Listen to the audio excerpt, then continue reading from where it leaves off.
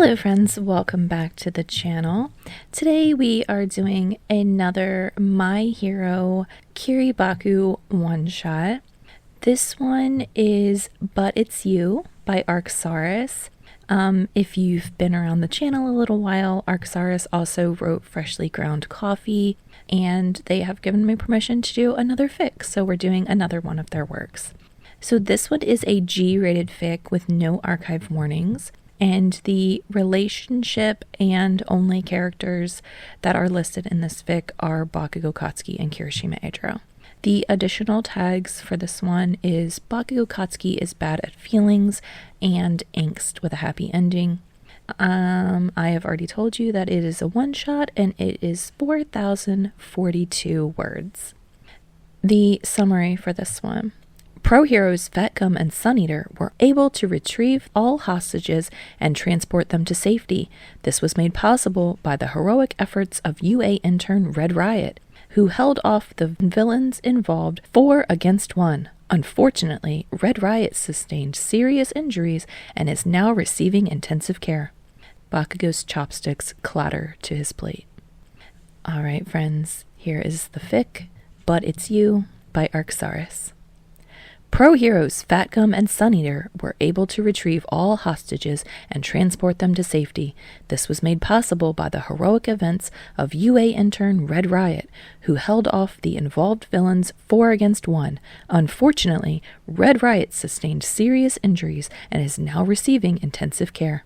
Bakugou's chopsticks clatter to his plate. The sound is unreasonably loud and jolting as everyone in the room is sitting tense and silent, listening with rapt attention to the news. He can feel the eyes of his classmates turning slowly towards him, can feel an energy so intense it's almost palpable, radiating from the general direction of the couches. He refuses to look up, even as heat spreads over his face. He stares unseeingly at a chunk of potato, and the reporter finishes her brief account of Kirishima's condition. The idiot got himself run through with some sort of cork blade. Bakugou hears it.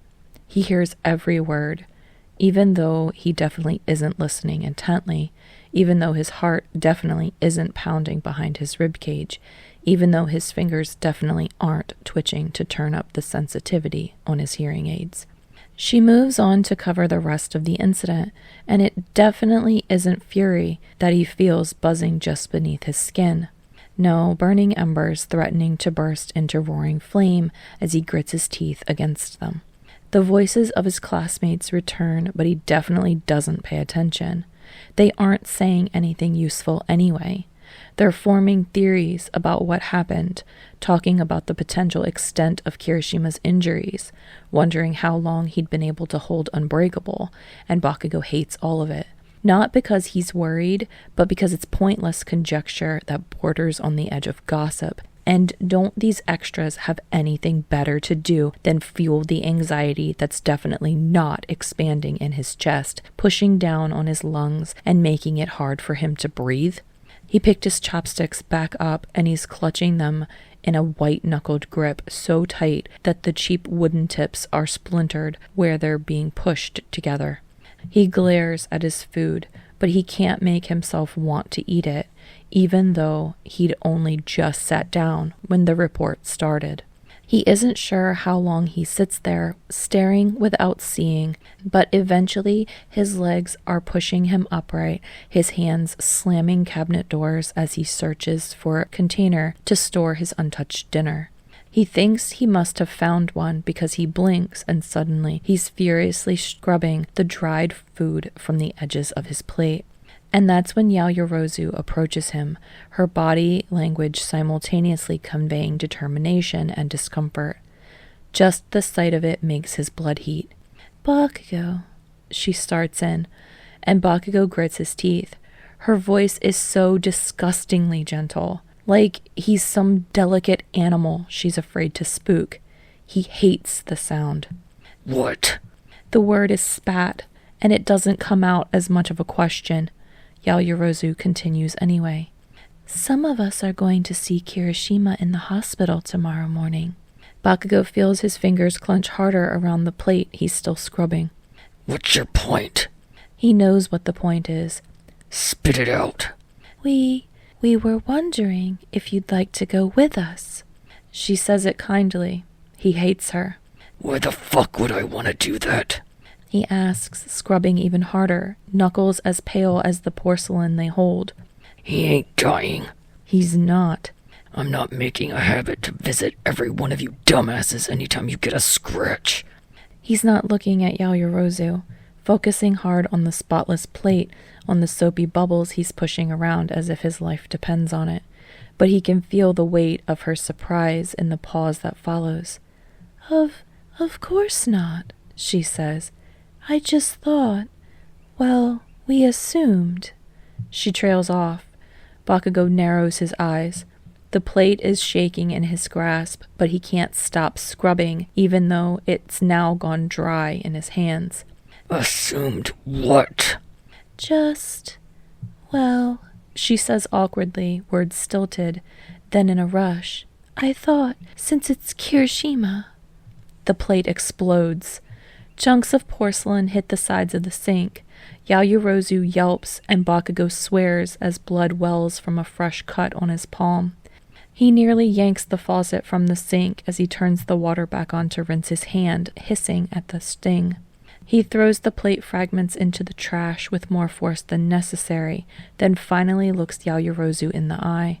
So fucking what, if it's Kirishima? He snarls. She blinks at him, her expression twisting into something uncomfortably close to pity, but says nothing. Bakugou spits another curse before he turns on his heel and stomps to his room, where he slams the door, even though the person he's mad at isn't there to hear it. Time passes. Bakugou wakes to an ache in his back and the sound of his classmates arguing. It takes him a few seconds to notice that he isn't in his bed. With a confused grunt, he picks his head up off his numb arms and blinks at the spot of drool on his desk. There's bright morning light shining through his window. He accidentally spent the entire night in his desk chair. Grimacing, he realizes that he'd forgotten to take out his hearing aids. That explains the conversation in the hall. Between Sero and someone else he recognizes now. Focusing his attention on the door, Bakugou listens again. You saw what he did to that plate when Yao Momo asked him, Soy Sauce is saying. I don't want him to do that to my face, dude. The events of the night before crash over Bakugou like ice water, and his heart jolts into his stomach. The reporter's uncaring, matter-of-fact voice, the clatter of chopsticks onto his plate, the crack of porcelain under his uncontrolled explosion, and Yaoyorozu's, It's Kirishima. Just tape yourself out of reach or something, bro. He has to come with us. It's Kaminari, and he sounds annoyed.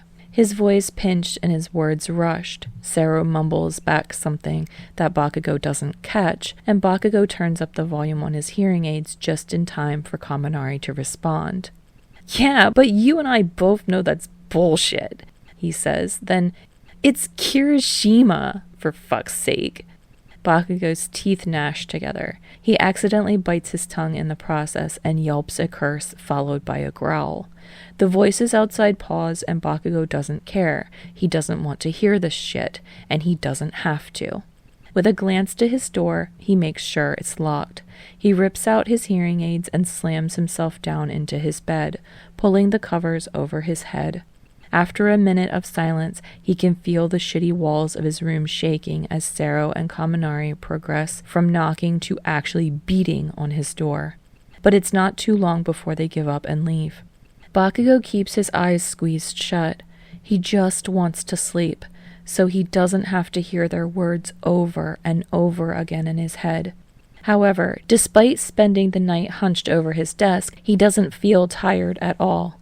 It's Kirishima. Why do they all keep saying that? He hates it so much. They're acting like the two of them, like they care about each other or something.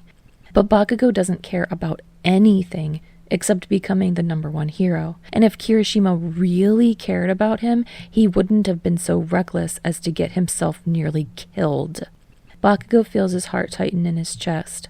He rolls over, forcing himself to lie there until he falls asleep. Time passes. When Bakugou wakes, the clock on his bedside table tells him it's just after 4 p.m. He groans, stretching out on his bed before flopping back down. His back feels somewhat better now, but his stomach is already sinking with a heavy weight, and he can't help but grab for his phone. There's an old notification from Mina, a message that tells him they'd be leaving at 11 to visit Kirishima. He huffs and deletes the text entirely because he's sick of people acting like it's weird for him to be here in bed instead of there with him. Other than that, nothing from anybody, and it definitely isn't disappointment that he feels somewhere around his gut. Bakugou barely registers what he's doing as his fingers navigate Instagram. Maybe part of him's hoping for a mindless distraction, but that isn't what he gets, because as soon as he opens the application, he's met with Kirishima's bruised face. Growling, he tries to scroll past the picture, but it's followed by another, and another, and another, like everyone in 3A decided to photograph and broadcast their stupid visit. Bakugou doesn't read any of the posts because he doesn't give a damn what anybody has to say. When he finally gets to something that isn't from his classmates, his relief only lasts a fleeting moment. It turns out to be from Fatgum's agency, and it's yet another fucking photo of Kirishima. His grip tightens on his phone. He wants to scream. At least this one's a photograph from the fight, where he looks badass rather than a picture of his dumb banged-up face like everyone else is posting. His entire feed seems to be Kirishima lying in a hospital bed, looking all weak and frail and vulnerable and human. He hates it. Eventually, he lands on a post from Kirishima himself.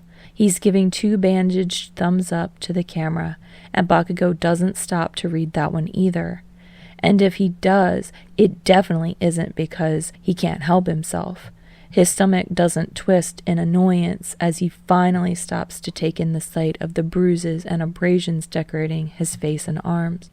And there definitely isn't a feeling of intense relief that finally sweeps over him at the confirmation that he's really okay, that he's awake and fine and alive.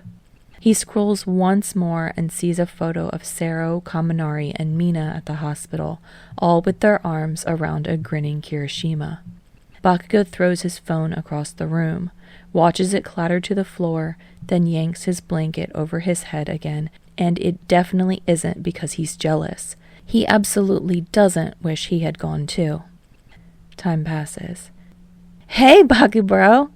Kirishima's loud voice tears through the silence of the empty common room, and Bakugou jumps, cursing. He barely catches his spoonful of curry before it falls from his grasp. "What the fuck, shitty hair?" He growls, pulling his meal closer to him and ducking down towards it, trying to hide the red of his cheeks. He'd thought he was completely alone, had assumed Kirishima was at the mall with the rest of the class.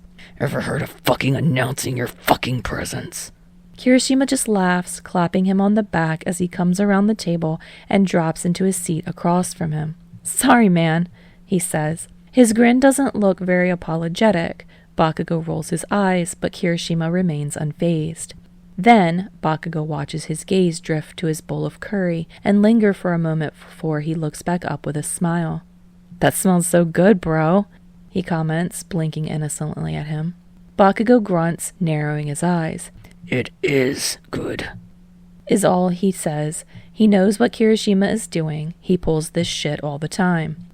"I don't have any groceries. I forgot to go to the store," Kirishima continues with a dramatic sigh, and despite himself, Bakugou has to bite his cheek to stop himself from snorting at his theatrics. Kirishima's face slumps into one hand, supported by his elbow on the table, and the pressure makes his cheek puff out into an exaggerated pout. "But I'm so hungry." "Sucks to be you here for brains," Bakugou replies with a shrug. "Should've gone shopping." "Bakugou," Kirishima whines, giving up his act and slumping forward onto the table. Bakugou smirks down at his plate. "Let me have some curry, dude. Just a little. I know you made extra. You always do." He's not wrong, and they both know it, but Bakugou fights down his smile anyway and looks back up, only to glare at him. For a long moment, they face off in silence. Kirishima breaks first, reaching across the table to clasp Bakugou's hand in his own. Bakugou's grip tightens reflexively on his spoon, and his breathing stutters for a moment, but Kirishima doesn't seem to notice. "Please, Bakugou," he begs, looking so earnest that Bakugou can't help the way his scowl dissolves into a chuckle. Kirishima doesn't notice that, but he grins back at him, encouraged. "Come on, man," he says then. "It's me." Bakugou drops his spoon. It falls to his plate, loud. What? He blurts, because for some reason those words send a wave of déjà vu crashing over him, and they feel heavy with some unidentifiable meaning. He blinks in confusion, except when he opens his eyes again, the scene before him has changed. In an instant, he's no longer in the dorm common room, because he's in an apartment, the one he shares with Eijiro. And Eijiro is sitting across the kitchen table from him, holding one of his hands in both of his own, a pout on his scarred, weather-beaten face. He's not wearing a shirt. His thumb rubs over the skin of Bakugou's palm, making his stomach flutter. It feels familiar. "Just give me one piece of toast," he begs. Bakugou rolls his eyes, making an unimpressed brow. "Make your own breakfast," he says. "I'm not your mom." Bakugou looks at their hands to avoid Eijiro's gaze, except his plan backfires because as he does, he sees both of their rings glinting in the morning sunlight that's shining through the open window. He feels himself soften. Fuck. "Come on, Katsuki," Eijiro teases. Bakugou huffs. The smirk on Eijiro's face when he looks back up tells Bakugou he knows he's already won. Still, he goes in for the lethal blow anyway, and Bakugou narrows his eyes. Batting his lashes, Eijiro tightens his hold on his hand and says in his sweetest, most innocent voice, "Babe, come on, it's me." He juts his lower lip out as far as it'll go, and they both know that's the end. Bakugou sighs. He blinks several times, long, slow, and unimpressed, then throws him a piece of toast from his plate, frisbee style. It bounces off his bare chest and falls onto the table in front of him. Eijiro beams. Bakugou can't help the way the corner of his mouth twitches up at the sight. Laughing in victory, Eijiro stands. He yanks a shirt over his head on his way to fetch the jam from the fridge. He fixes his toast the way he likes, then takes a huge bite as he hoists his duffel bag over his shoulder. Still chewing, he comes back to the table and leans down, pulling Bakugou forward into a kiss. Bakugou wrinkles his nose at the taste of sugary fruit, but when Eijiro pulls away, he finds himself following his lips just a little. Eijiro finally swallows, then smiles at him again, eyes crinkling like Bakugou is the most wonderful thing he's ever seen in his life. Bakugou feels himself flushing. "You know, it'd be faster for you to just make your own breakfast instead of doing this every day, right?" He grumbles, and Eijiro's smile only widens. "Thanks for the toast, sweetheart." With one last grin, he straightens up and makes his way to the door. When he opens it, he looks back at him, and around another mouthful of bread, he says, "I love you. See you after work." "Love you too," Bakugou replies, still shaking his head. Kirishima visibly softens. Yeah, Bakugou thinks, watching the door shut behind his husband. "You know, it's always been you." Time passes. Bakugou gasps as he blinks awake. He's sweating. His breathing is heavy, and as the scene replays in his conscious mind, he feels his cheeks burning red. Kirishima had been his husband. His fucking husband. Bakugou blinks at his darkening ceiling. He'd kissed Kirishima like it was nothing. He feels his hands starting to shake, feels the hint of sparks beneath the skin of his palms. Yeah, he'd thought. He thought it so easily. It's always been you. Oh, God. It's always been you. It's always been you. It's always been you. With a loud curse, Bakugou bolts upright, ripping the blankets off himself. He's in love with Kirishima Eijiro. Shit. Time passes. Bakugou has been pacing his room for several hours now, with intermissions for shakily putting on his hearing aids, a fair bit of manic cleaning, some panic internet searches, and one nasty accidental explosion. He has a crush. And admitting that is a lot on its own. But on top of that, he has no idea what to do. A part of him desperately wants to try and forget it. His plan to become the #1 hero has always been a solo act when he's pictured it. He doesn't have room for this. He doesn't want it. But then he thinks about how he just spent nearly 24 hours in bed refusing to talk to anyone or do anything because Kirishima got himself hurt. He thinks about his jealousy over the picture of Kirishima with their friends.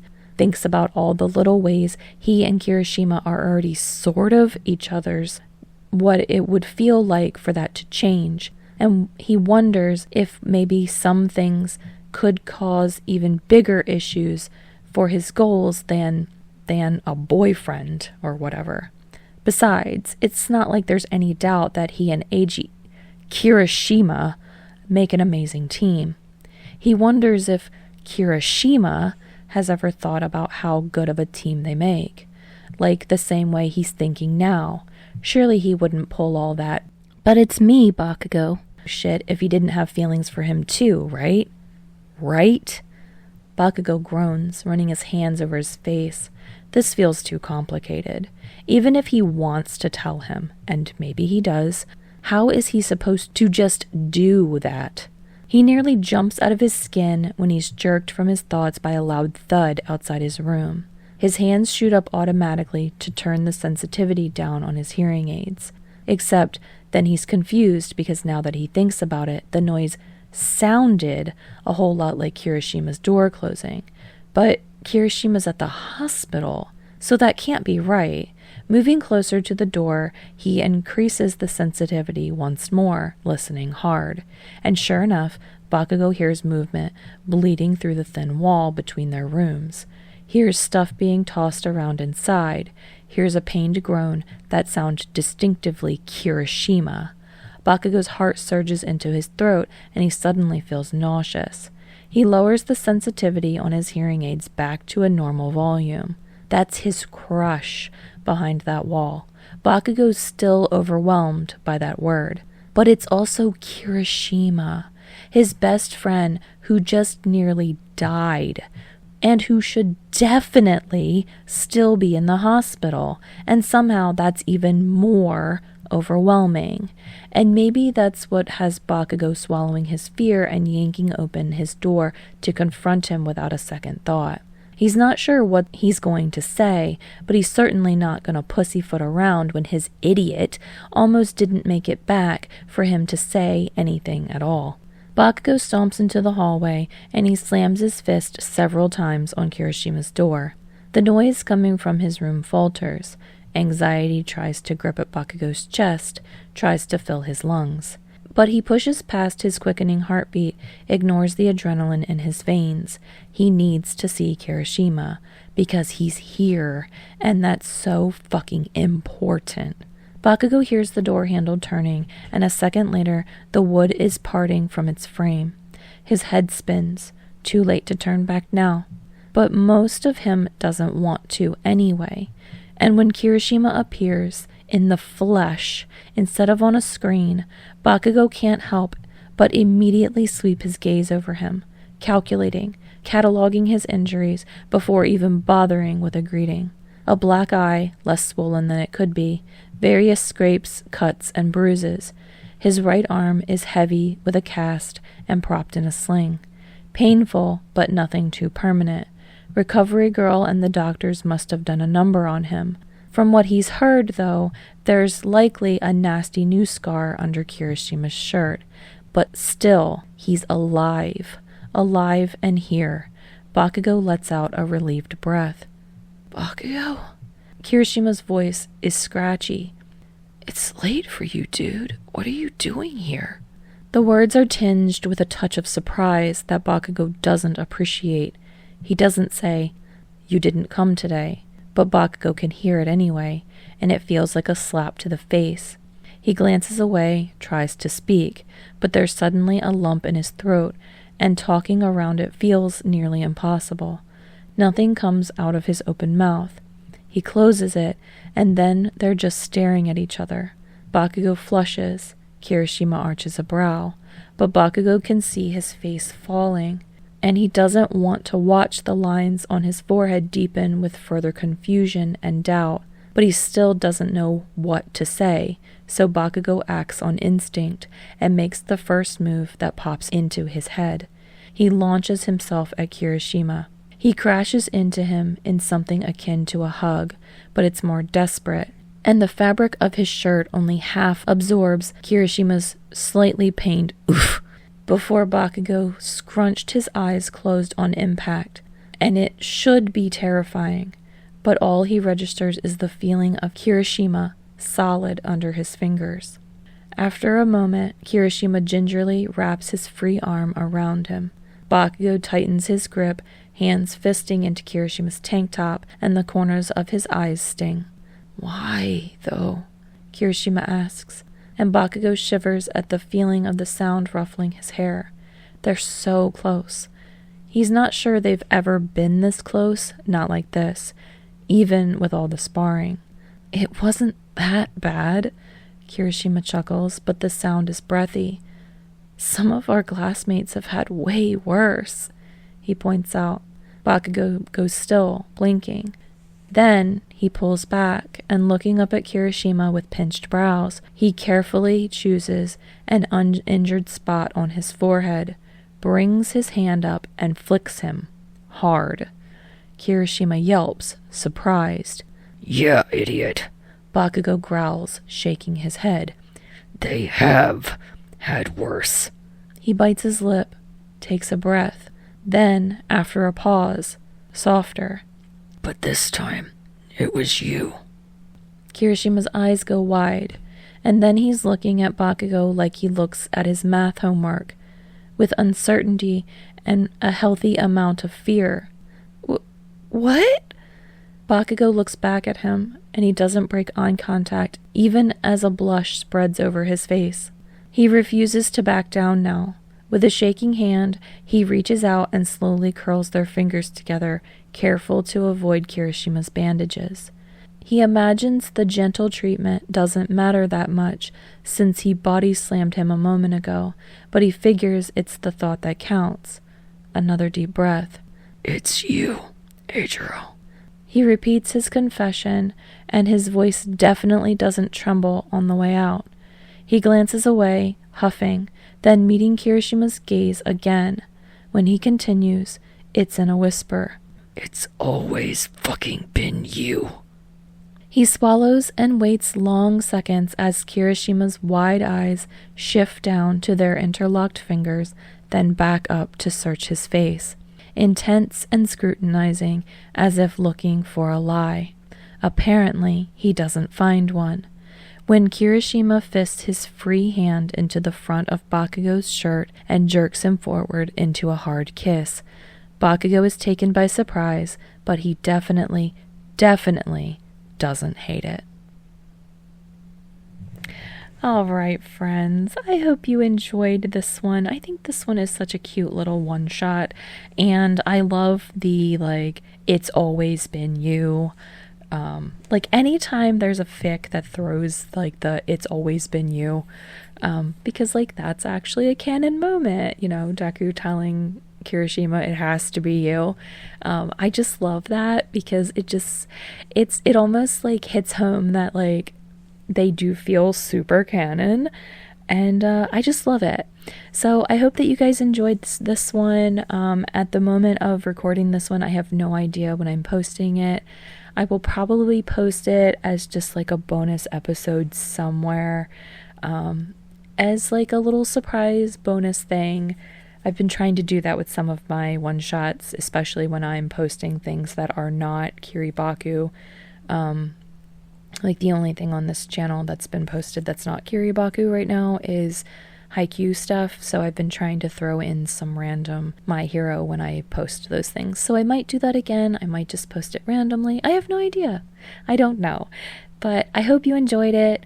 And if you did, please consider going over to arxaris's original fic, leaving some love there, checking out some of their other works, because a lot of their works are really good. They do have some that's not appropriate for me to put on YouTube, so I can't record a lot of their things, but some of their stuff I can record, and I'm glad to be able to share it with you. And yeah, I hope that you enjoyed the video. I've already said that, I know I have, but if you guys consider coming back to the channel and checking out some more stuff, then I'll see you next time.